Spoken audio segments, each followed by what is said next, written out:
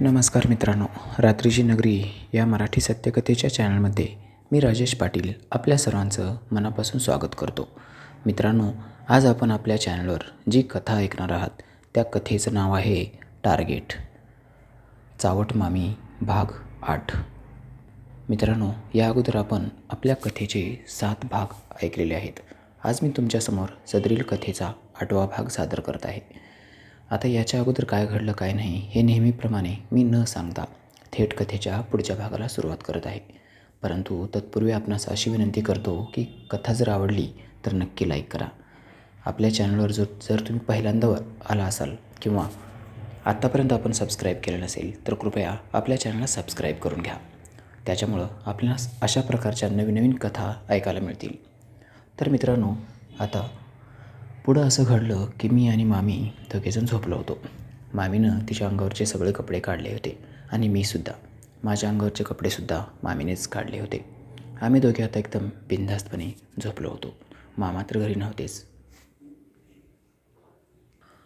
झोपल्यानंतर हळूहळू मामी माझ्या सामानाला धरून ओढत होती. ती त्याच्यासोबत मस्त खेळत होती, पण मला मात्र काहीच माहीत नव्हतं. त्याच्यामुळं मी तिच्या चिमणीला धरून ओढू लागलो. आता जसं मामी माझ्यासोबत करत होती तसंच मी पण तिच्यासोबत करत होतो. परंतु तिने मला आत्तापर्यंत सांगितलं नव्हतं की आत बोट घालायचं असते, वरून ओढून काहीच होत नाही. आणि मी मात्र वेड्यासारखा तिच्या त्या फटीच्या वरच्या बाजूला धरून ओढत होतो. तिच्यावर असलेले केस हळुवारपणे त्या केसांसोबत मी खेळत होतो. तिथे केसाचा थोडासा मोठा जास्त बुचका होता आणि माझ्या मात्र अंगावर कमी केस होते. तिच्याकडे जरा जास्त आणि माझ्याकडे थोडे कमी असा प्रकार होता. मी मामीला विचारलं, माझ्याकडे कमी आहेत आणि तुमच्याकडे जास्त आहेत, हे कसं काय? तर मामी मला म्हणाली, अहो तुमच्या आणि माझ्या वयामध्ये काही फरक आहे की नाही, म्हणून माझ्याकडे जास्त आहेत तुमच्याकडे कमी आहेत. आणि तिचं हे उत्तर मला पटलं. मी गुपचूप बसून राहिलो आणि तसाच तिच्यासोबत खेळ करू लागलो. आता तिच्या अंगावरून मी हळूहळू हात फिरवत होतो. माझ्या मनामध्ये खूप इच्छा होती की तिच्या त्या मोठ्या गोळांना तोंड लावावं, तिच्या त्या गोळ्यांवरून हात फिरवावा असं माझ्या मनात वाटू लागलं होतं.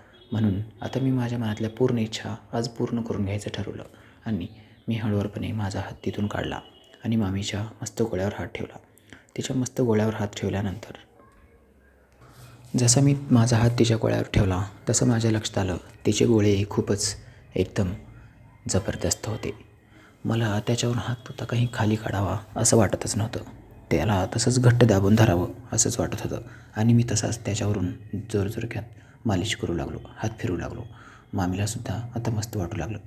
मग मामी हळूच मला म्हणाली, त्यांना दाब ना थोडंसं. तसं मी म्हणालो, मग काय होईल मामी? तसं ती म्हणाली, तुला खूप मजा येईल, बघ तू. मी म्हणालो, ठीक आहे. आता मामीनं दाबायला सांगितले म्हणजे काहीतरी असेल असं म्हणून मी दाबू लागलो. माझ्या एका हातामध्ये तिचा एक गोळा बसत नव्हता, एवढी त्याची मोठी साईज होती. मग मी दोन्ही हातानं एकेका गोळ्यासोबत खेळू लागलो. मला मस्त मजा येऊ लागली. मामीसुद्धा आता खूपच चेकाळी होती. मग हळूहळू मामीनं माझं तोंड त्या गोळ्याच्या जवळ घेऊन आली आणि माझ्या तोंडावर जवळजवळ तिनं गोळा चिटकवला. मग मी म्हणालो, मामी हे काय करतायत? तसं ती मला म्हणाली, यांना तोंड लाव ना तू. आता बऱ्याच वेळा मी लहान मुलांना दूध पिताना बघितलं होतं. मग मी मामीला म्हणालो, मामी तुम्ही मला दूध पाजवतात की काय? मामीनं मिश्किलपणे डोळे मिचकावले आणि मला म्हणाली, हो बघ ना तू, ती पण मजा घेऊन बघ, कसं वाटते तुला.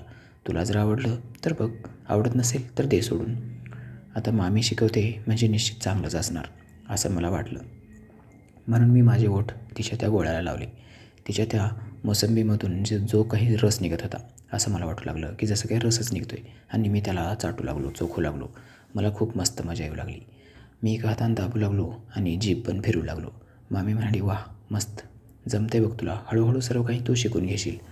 मी म्हणालो, हो का? अशा प्रकारे मामीच्या फक्त गोळ्यावरून मी हात फिरवला. मामी मला म्हणाली, तुझ्या आणि माझ्या दोघांच्यामध्ये अंतर खूप आहे. मी म्हणालो, मग काय करू? मग मामी मला म्हणाली, अरे मला घट्ट चिटकून झोप ना, किती अंतर ठेवलं आहेस? आपल्या दोघातून हवा पण पास व्हायला नाही पाहिजे. मी म्हणालो, ठीक आहे असं म्हणून मी मामीच्या जवळ सरकलो. आता मामीने हळूवारपणे तिच्या अंगावरचे कपडे जसे काढले होते तसे माझ्या पण अंगावरचे काढले होते. आम्ही दोघे पण आता पूर्ण निर्वस्त्र त्या अंथरुणामध्ये होतो. मी मामीला घट्ट चिटकून झोपलो. थंडीचे दिवस होते, त्याच्यामुळं जसं मी मामीला चिटकलो तसं मला आणखीनच ऊब मिळाली आणि मला भारी वाटू लागलं. मी तसाच शांत पडून राहिलो. मामीच्या अंगावरून हात फिरवत असताना मला कधी झोप लागली मला काही समजलंच नाही. आणि मामीसुद्धा तिचा हात माझ्या अंगावर टाकून मस्त मला एकदम जवळ घट्ट कुशीमध्ये घेऊन झोपली होती. आता पुढं काही कार्यक्रम असतो की नाही मला काही माहीत नव्हतं. त्याच्यामुळं जेवढं काही सुख मिळते ते सुख माझ्यासाठी खूप होतं. मला तेच खूप भारी वाटत होतं. हळुवारपणे काही वेळानं मी डोळे उघडलं आणि मामीला म्हणालो, मामी गर्लफ्रेंडसोबत असंच झोपतात ना? तसं मामी हसली आणि म्हणाली, हो झोपा तुम्ही. मग मी माझा हात तिच्या त्या बॉलवर ठेवून तसाच झोपलो. मित्रांनो, मला आता एकदम गाढ झोप लागली होती. मामी अजूनसुद्धा तिचा हात माझ्या अंगावर फिरवत होती. कधी पाठीमागून, कधी समोरून, कधी माझ्या पोपटाकडे, असं तिचा चाळे चालू होते. हळुवारपणे तिने मला घट्ट तिच्या शरीराला चिटकावून घेतलं. आता माझा पोपट तिच्या चिमणीच्या वर चिटकू लागला होता. परंतु मामीनं आणखीन काहीच केलं नव्हतं. मला त्यावेळेला काही समजत नव्हतं, परंतु जे काही मला आठवतं आहे ते जशास तसं मी तुमच्यासमोर मांडत आहे. मामीच्या शरीराचा तो स्पर्श मला आजसुद्धा हवा हवा असा वाटतो आहे आणि आजसुद्धा मला संपूर्ण काही जसं की आजच घडतं आहे अशा एवढ्या ह्याच्यामध्ये स्पष्टपणे मला सर्व काही गोष्टी आठवत आहेत. मग जसं मामीनं मला तिच्या शरीराला घट्ट चिटकवून घेतलं तसं माझ्या लक्षात आलं तिचा खालचा भाग पूर्ण ओला चिपचिपीत झाला होता. तिथली पूर्ण जागा ओली झाली होती. माझ्या पोपटाला पण तिचा तो ओलावा जाणवू लागला होता. मग आता मला सर्व काही नवीन असल्यामुळे मला काही समजत नव्हतं. मी थोडासा पाठीमागं सरकू लागलो कारण ते थंड पाणी मला नको वाटत होतं. परंतु काहीतरी आहे असं मला वाटू लागलं आणि मामी मला आता जवळजवळ ओढू लागली. ती माझ्या पोपटाला तिच्या चिमणीच्या वर घासायचा प्रयत्न करत होती. त्यानंतर मी पाठीमागे सरकायचो, मामी पुढे वळायची, मी पाठीमागे सरकायचो, मामी पुढे वळायची. असाच खेळ चालू होता. मग काही वेळ गेल्यानंतर माझ्या लक्षात आलं मामी मला तिथं जास्त चिटकावते म्हणजे निश्चित काहीतरी असेल. मग जसं मामी करते तसं करू द्या असा विचार करून मी शांत झोपलो. हळुवारपणे मामी मला म्हणाली, राजेश झोपलात का? मी झोपी तर गेलो नव्हतो, परंतु मामी काय करते हे मला बघायचं होतं. म्हणून मी म्हणालो, काही बोलण्याच्या ऐवजी मी गप्प राहिलो. माझ्या मनामध्ये उत्तर दिलं, हो गं राणी, मी झोपलो आहे, परंतु जागीसुद्धा आहे. तुला काय करायचं आहे ते तू करून घे. मी ऑब्झर्व करणार आहे तुला, असं मी माझ्या मनात बोलत होतो. परंतु मामीला मात्र स्पष्टपणे मी काहीच उत्तर दिलं नाही. माझ्याकडून काही रिस्पॉन्स येत नाही हे बघून मामीला वाटलं मी आता झोपी गेलो आहे. काही वेळ तसंच पडून राहिल्यानंतर मामीनं तिचा हात माझ्या सामानाकडे घेऊन गेली आणि ती त्याच्यासोबत खेळू लागली. आता ती माझ्या पोपटासोबत मस्त खेळू लागली होती, त्याला खालीवर करू लागली होती आणि तिच्या त्या चिमणीवरून रगडू लागली होती. मग हळुवारपणे तिनं माझा हात हातात घेतला आणि माझा हात हातात धरून तिने तिच्या फटीवर हात ठेवला आणि माझ्या हाताचं एक बोट तिनं आत सारलं. आता मला सर्वत्र ओलं चिपचिप लागू लागलं होतं, परंतु मामी काय करते हे बघण्यासाठी मी शांत पडून राहिलो. जसं की माझ्या शरीराची काहीच हालचाल होत नव्हती, मी पूर्णपणे झोपेत आहे असं मी तिला दाखवत होतो. मग तसाच पडून राहिल्यानंतर मामीनं माझ्या हाताचं 2 बोट आत टाकले आणि मला घट्ट जवळ ओढून घेतली. आता मी शांतपणे झोपलो. काही वेळ तसाच झाला. माझ्याकडून काही हालचाल होत नाही हे मामीच्या लक्षात आलं.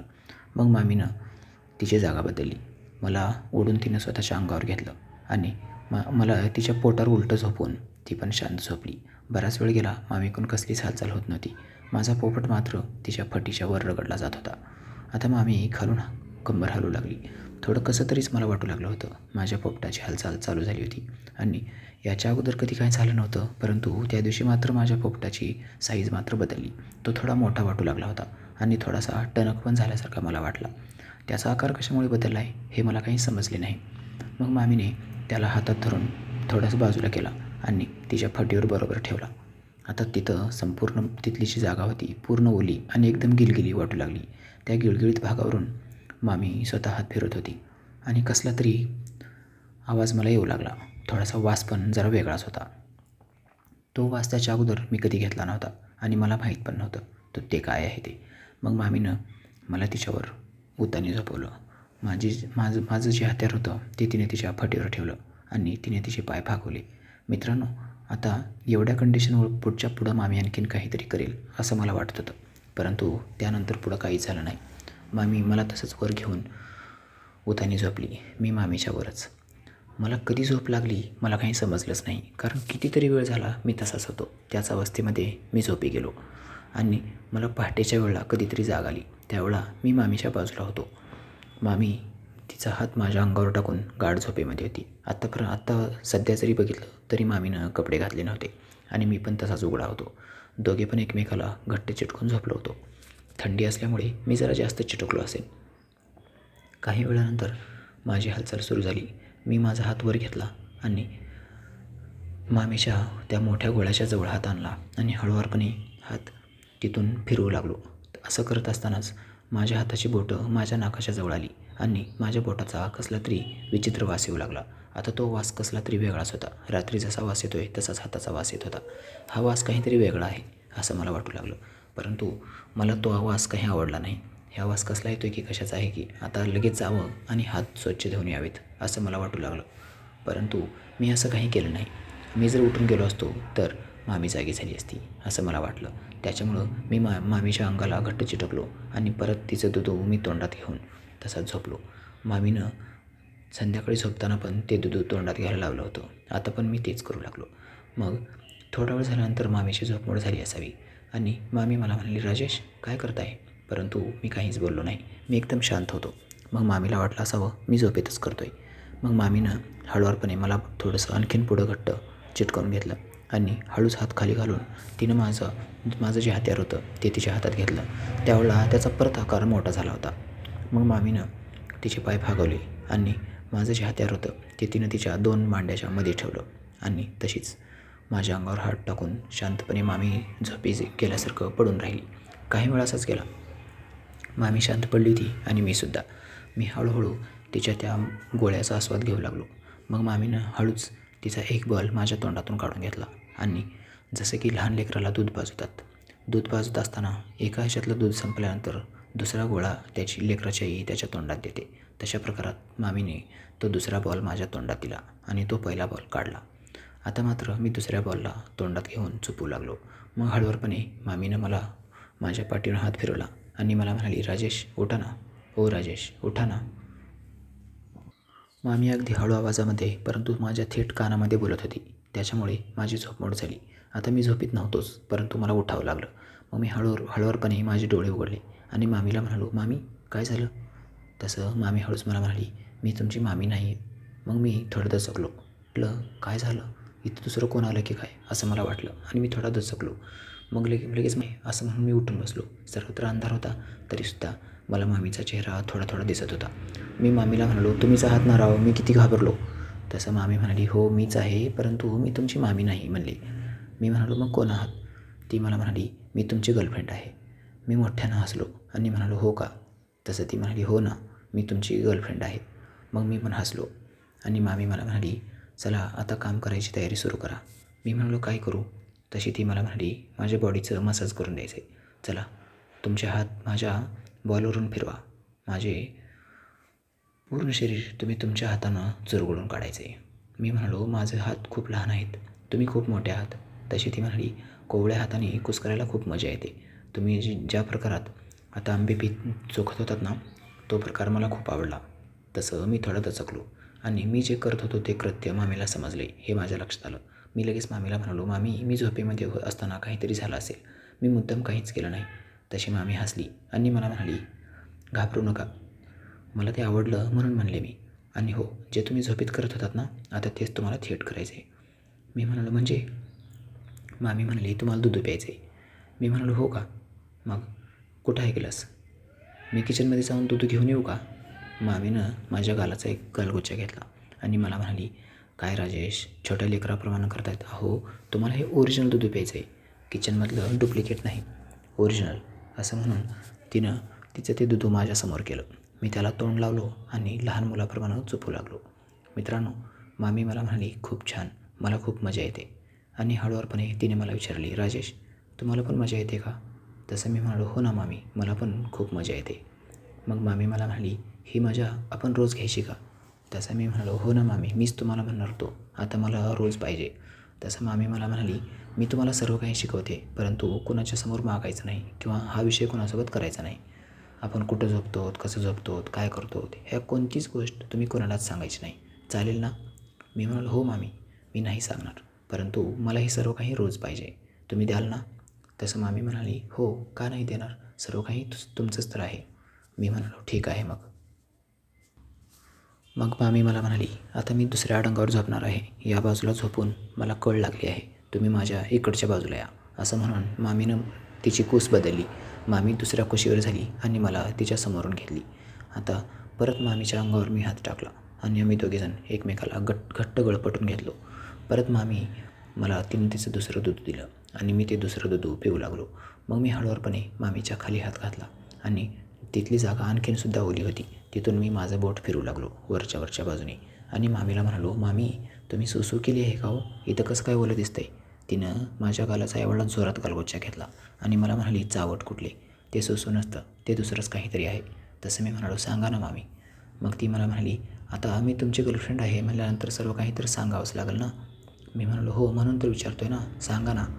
मामी म्हणाली, हो ठीक आहे, सांगते सर्व काही. मित्रांनो, मी इथं कथा थांबवत आहे.